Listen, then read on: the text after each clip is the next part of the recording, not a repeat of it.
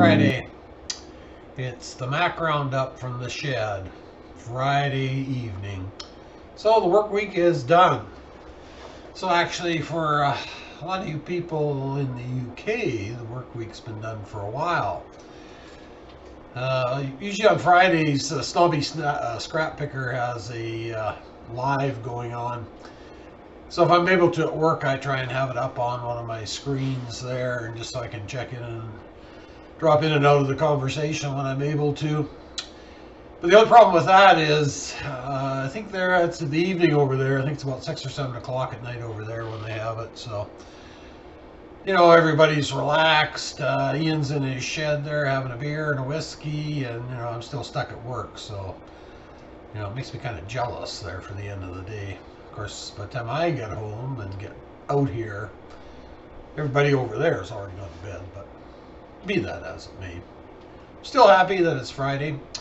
So everybody else around the house is taken off for the weekend, or well, not for the weekend, but for the evening, and just left me here alone amongst all my junk in the shed, which is perfect. So, first order of business, gotta have a beer. This is Goose Island Beer Company, which I think is around here somewhere. Yeah, Creston. Yeah, actually, if it's brewed in Creston, that's an offshoot of Labatt's, which is owned by some Diego or somebody now, or some multinational. Anyways, my son put this in the fridge, so the price was right. Ah!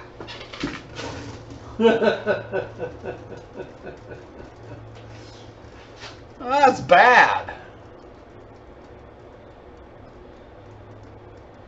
Somebody shook this beer up at some stage. It wasn't me. I didn't drop it on the way in here, so I got about half the can left now.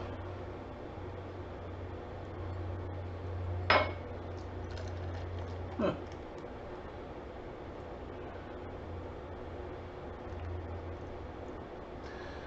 Well, I figures the first beer to start the weekend would have to be a shook up one. For crying out loud. Oh.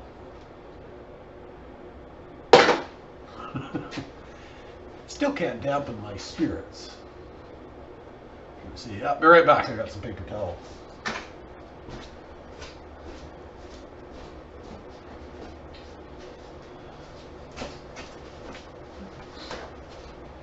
Well, that was unexpected.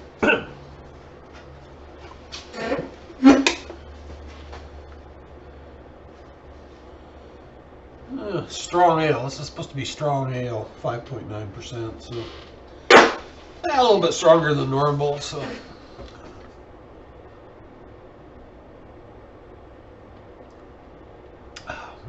after all that drama, it's not bad. It's not bad.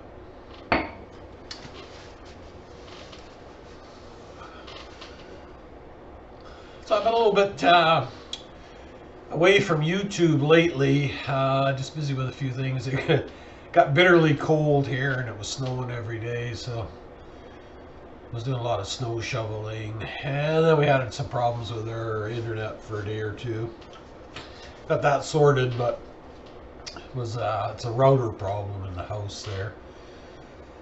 Got to improve that one of these days, but wait for warmer weather. And when that, because I got to run some more cable, and got to run a cable out here to the shed, then I'll have a direct connection to the shed.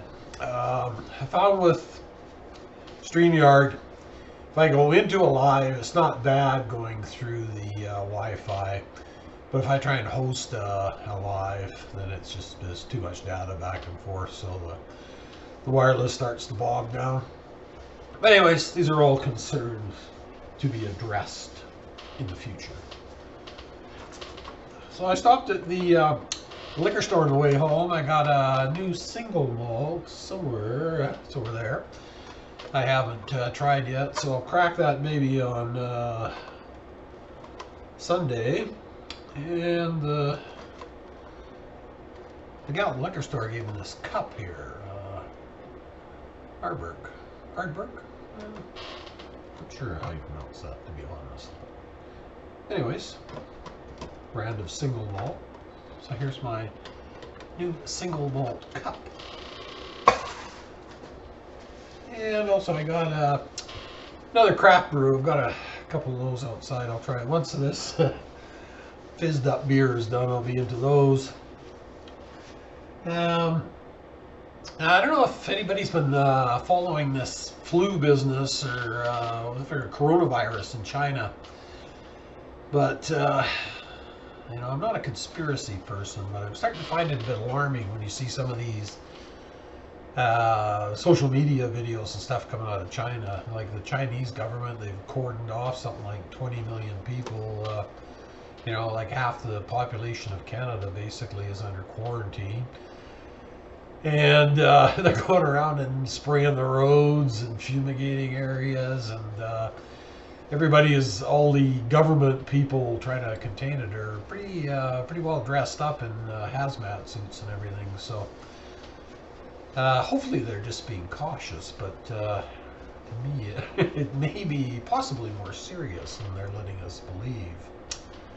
So anyways, what reminded me of that was yesterday, Thursday.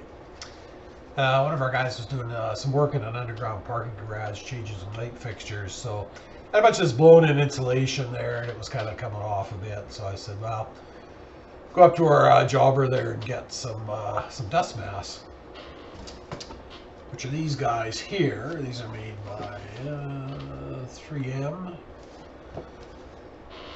So anyways, he went up to get some, and they had none left. They were all sold out.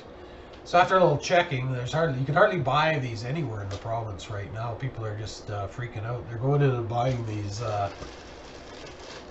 dust masks as precaution against the coronavirus, if and when, and I think it is when, it starts showing up over here.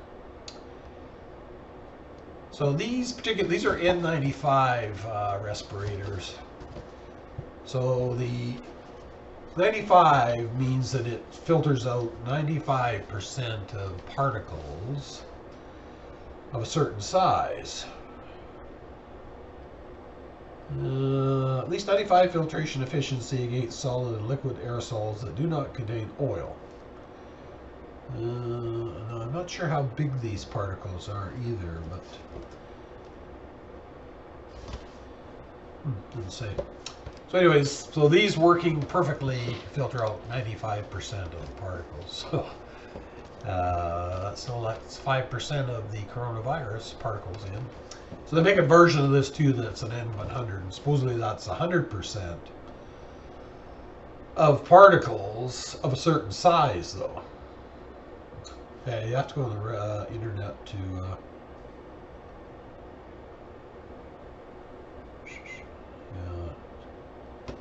get the actual size of the particles it'll filter out. But I'm no expert, but I'm pretty sure even the N100 will not save you from coronavirus. Just saying. So also, I was up to a few things in the shed when it wasn't too bitterly cold, and I had time to warm it up properly. Oh yeah, so actually back on the warming up front again. So yesterday, and I don't know why I didn't think of this sooner, not because I'm forgetful and old, but possibly. So anyways, this guy I know was in our shop there, and he was looking for some bits of wire and stuff to fix up a machine he was working on. And he works for a company locally that manufactures wood stoves. And it's actually quite a recognized brand. They export them all over North America. So I said, hey, Dennis, do you think you've got any scratch and dent stoves up there? And yeah, he said, absolutely, I can fix you up. So I kind of explained the situation to him there, that you know, I didn't want anything too messy because I'm in a residential neighborhood, but you see, the ones that they sell are actually, they're to an EPA standard, and they're kind of a catalytic wood stove. So he said, once you get a bit of smoke once it's going, but once you got a fire going in it, this is very little smoke or anything. It's got kind of a reburning technology to it. So So he said, yeah, he said, I can fix you up one of those, and he says, I can even get the chimney stuff locally, so I think I have to visit that again. He did say in May, though, there was some regulation is changing again on him, so, but anyways, if that comes to fruition, if and when, it has to be when, I change that door and make it smaller, that would make a little spot there for a wood stove, so like I say, I'm going to revisit that whole thing. But as usual, I digress. So I was puttering around a bit in the shop, and one of the things I was doing is working on my Arbor Press. Last video, I think I mentioned my son was working on his ATV, so we had to press out a bearing. So the press is very handy, but you never have the right arbor set up to make it work, because there's notches in the I-frame of the arbor, so you just move it up and down, but I think they're about 6 or 8 inches. Yeah, at least 6 inches apart, center to center. So you can never quite get it right where you want it, and you're always looking around for some round stock or long sockets or something to take up the gap. So I was watching one of the YouTube channels I'm subscribed to. The guy addressed that very problem. So he made these extensions for the arbor. So I made one so far on my lathe. This is a 1-inch one. So what he did is he made a 1-inch, 2-inch, 4-inch, and 6-inch, a set of 4 of them. That pretty well covers the in-between space. And anything more than that, you can just raise the table up and then use one of these. So I got one made. I would have made some more, but I had all the doors closed, and obviously because it's cold out. And so I was cutting this on my lathe, and I'm using cutting fluid and everything, and it smokes, of course. So I happened to look up, and I realized the whole shed here was just covered or choked with smoke. So I just need it to warm up a little bit so I can just crack the door there and let some of the smoke out. But anyway, so I made the first one. This is the 1-inch extension. And when it's done, I'll make up a little, when I get the other ones made, I'll make up a little tray that'll sit on the side of the press there just to keep them handy. Again, this is just taking this from another guy's channel. I'll show making one of these in another video, and I'll give credit to him for the idea. But the other, the good thing about this, so I've often thought about changing this to a threaded thing where you could thread an arbor in there and everything, but it's a lot of work.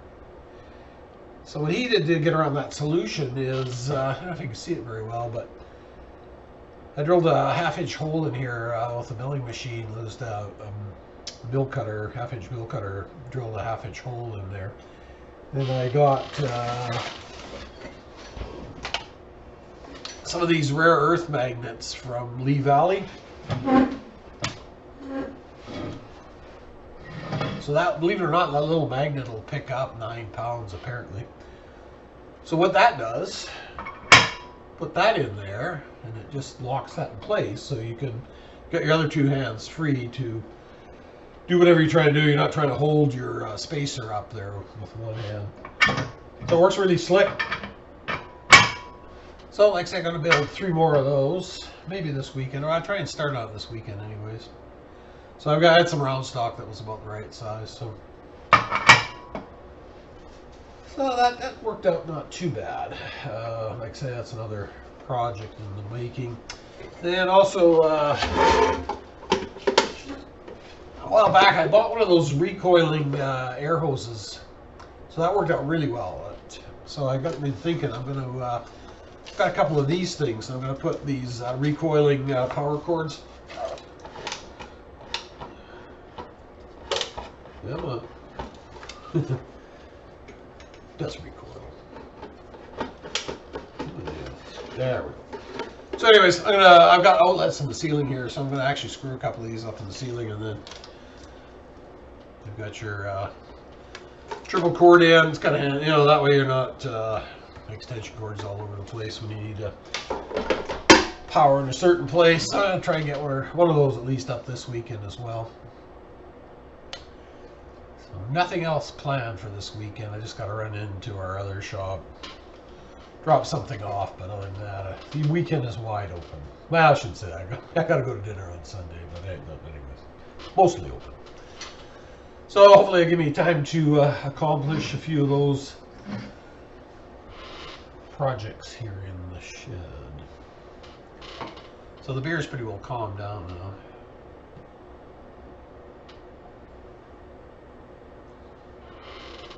Not too bad, not too bad.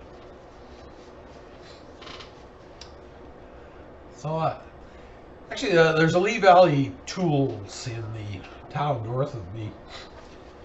And they've got some neat stuff, but it's been open for quite a while, but that's only the second time I've ever gone in there. Now, I don't know if they're all the same, but the one that we've got here is you got to go in there. You can't really take the stuff off the shelf. You got to either go through the catalog or they'll have a sample item. You got to take a slip, write it down, get a number, and then they call you serving number 600, and then they bring the magnets out. Personally, I don't really care for that. You know, I like a big store where you can go around and, you know, pick up everything 2 or 3 times, and, you know, just see if they actually weigh the same, you know, that kind of a thing. So, but I'll probably go back again some more. They do have some kind of neat stuff there, some specialty stuff that you don't see anywhere else. So I might give that another try. Also, I got a little bit of a couple more transformers to scrap. And I got a bit more scrap wire over there for the chopstick bucket. Like I say, that one, yeah, it's approaching half full. So my goal is to have 2 of those full by March there, and then I'll take them down. Hopefully the metal prices will still be good. Metal prices were going up, but now this stupid coronavirus, back to the coronavirus again, coronavirus, whatever the heck it's called. It's actually the oil, it's affecting the commodity markets because they're worried about what's going on in China and everything. I just thinking today there's just too much information there. People just don't know how to process it. There's all this information, and people on the receiving end of it, they don't know how to process it, and they just panic. And, you know, says the guy with the the respirator mask. But I didn't buy those for the coronavirus. I bought those for, you know, grinding and stuff. So, oh, and tomorrow afternoon I'll be available. I gotta watch Rafael's live stream. That's always fun. I like to drop in there Saturday afternoon here, and whatever it is in Denmark, probably late evening, early evening. But anyways, usually a good gang of guys show up there, and goes on for a couple hours. That's always fun. So, like I say, there shouldn't be any reason I can't make that tomorrow. So before I go on too much more, you know, incoherently as it may be, hope everybody has a great what's left of Friday, and I hope your weekend is going to be fabulous. Mac out.